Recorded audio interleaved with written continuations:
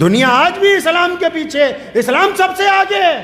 ڈرپوک آدمی اپنے گھر میں معاملات صحیح نہیں کر سکتا، ڈرپوک آدمی سفر نہیں اچھا کر سکتا، ڈرپوک آدمی رزق آرام سے نہیں کھا سکتا۔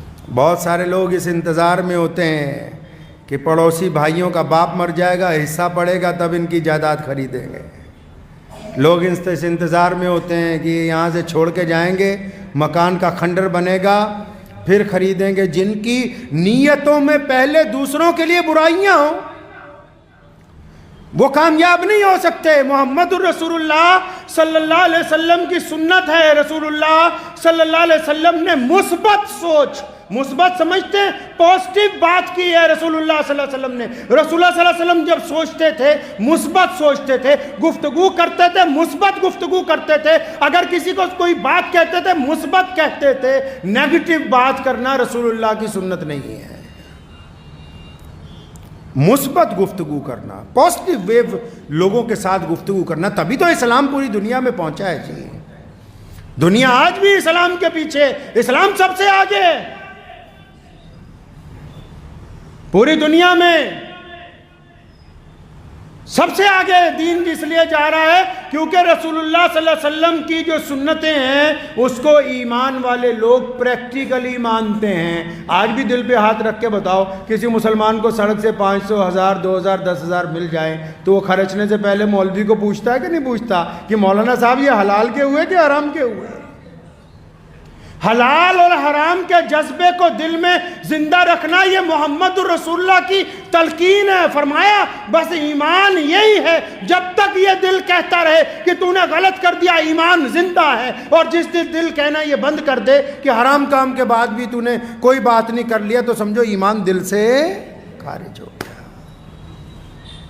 پیارے نبی علیہ السلام تو صاحب خلق عظیم ہے، وہ صاحب خلق عظیم ہے، ان جیسا کوئی آیا نہیں ہے۔ تو ساری دنیا نے کہا اللہ کے بعد کون ہے؟ اللہ کے بعد کون ہے؟ رسول اللہ ہیں، ان جیسا کوئی نہیں ہے۔ انہیں دعائیں مانگنے کی ضرورت نہیں، پھر بھی دعا اس لیے کرتے تھے تاکہ دنیا کے انسانوں کو سکھایا جا سکے اپنے رب سے مانگنا کیسے ہے۔ کیا دعا کی؟ کیا دعا کی کہ یا اللہ، رسول اللہ صلی اللہ علیہ وسلم فرمانے یا اللہ میں بزدلی سے تیری پناہ چاہتا ہوں، یا اللہ کنجوسی سے آپ کی پناہ چاہتے ہیں۔ اب کئی لوگوں کے پاس بے انتہا دولت ہے، مال ہے، بھرا پڑا ہے، بھائی پریشان ہے، اپنے رشتہ دار بھوکے مر رہے ہیں۔ میرے پاس ابھی میرے بہت ایک عزیز آئے اور میرے پاس بیٹھے، انہوں نے کہا کہ میں نے کاروبار میں سے اتنا پیسہ نکالنا شروع کر دیا ہر مہینے، اور مجھے کہنے لگے عثمان بھائی کس کو دوں؟ ابھی پرسوں کی بات ہے۔ کیا کہنا چاہیے؟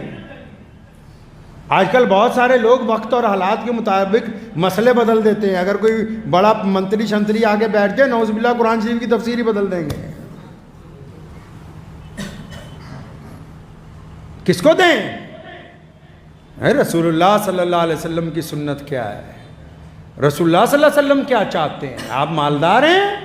اچھا آپ مالدار ہیں، آپ کے والدین غریب ہیں، پھر اس مال کا کیا کرنا ہے؟ پہلے ان کو دیا جائے۔ آپ مالدار ہیں، آپ کا سکا بھائی، آپ کی سکی بہن محتاجی کی زندگی گزار رہے ہیں، اسلام کہتا ہے پہلے ان کو مالدار کیا جائے۔ آپ مالدار ہیں، رسول اللہ صلی اللہ علیہ وسلم کا حکم ہے تمہارے پڑوسی کے گھر میں کھانا نہیں پکتا، گرچہ وہ غیر مسلم ہے، گرچہ اس کا مذہب وہ نہیں ہے جو ہمارا ہے۔ اسلام نے کہا کہ اگر آپ مالدار ہیں، آپ اچھا کھا رہے ہیں، تو پھر اپنے پڑوسی کو اس کھانے میں سے حصہ کیوں نہیں دیتے؟ یہ رسول اللہ کی سنت ہے، یہ محمد الرسول اللہ صلی اللہ علیہ وسلم کا وتیرہ ہے۔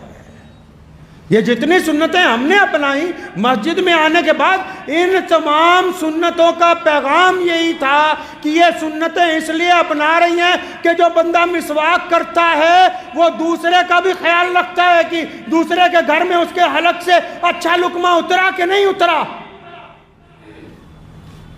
جن کو اللہ تعالیٰ عزتیں دیتا ہے، محمد رسول اللہ کی سنت ہے کہ عزت دار لوگ کبھی دوسرے پر ناراض نہیں ہوتے۔ اللہ جن کو عزتیں دیتا ہے وہ دوسروں پر ناراض نہیں ہوتے۔ رسول اللہ صلی اللہ علیہ وسلم نے کہا کنجوسی سے پناہ چاہتا ہوں۔ اب کنجوسی کے دیکھو اچھے اچھے لوگ ہیں، ان کی نمازیں ان کے منہ پر ماری جائیں گی، کیوں؟ کہ بھائی کروڑوں روپیہ تمہارے پاس تھا، تم اپنے عزیز و اقارب کی خبر گیری نہ کر سکے، تم اپنے قریب کے لوگوں کے حلق میں لقمہ نہ اتار سکے۔ بلے شاہ نے کیا نا، سوم کولوں خیرات نہیں ملتی۔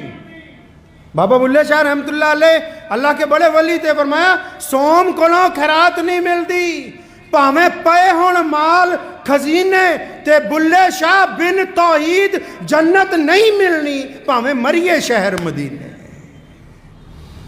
فرمایا کہ کنجوس آدمی تو خیرات دے ہی نہیں سکتا، یہ تو یہی سوچتا رہتا ہے مال کم ہو جائے گا، مال کم ہو جائے گا، یہ نہیں دے سکتا۔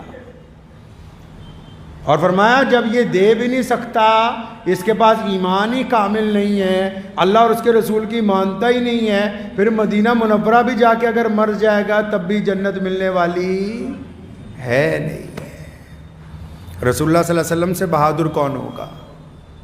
کائنات میں محمد رسول اللہ صلی اللہ علیہ وسلم سے بہادر کون ہوگا؟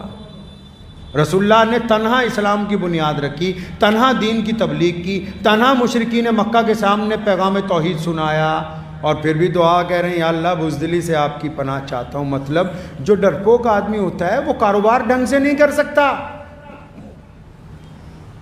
ڈرپوک آدمی اپنے گھر میں معاملات صحیح نہیں کر سکتا، ڈرپوک آدمی سفر نہیں اچھا کر سکتا، ڈرپوک آدمی رزق آرام سے نہیں کھا سکتا، ڈرپوک آدمی لین دین نہیں کر سکتا۔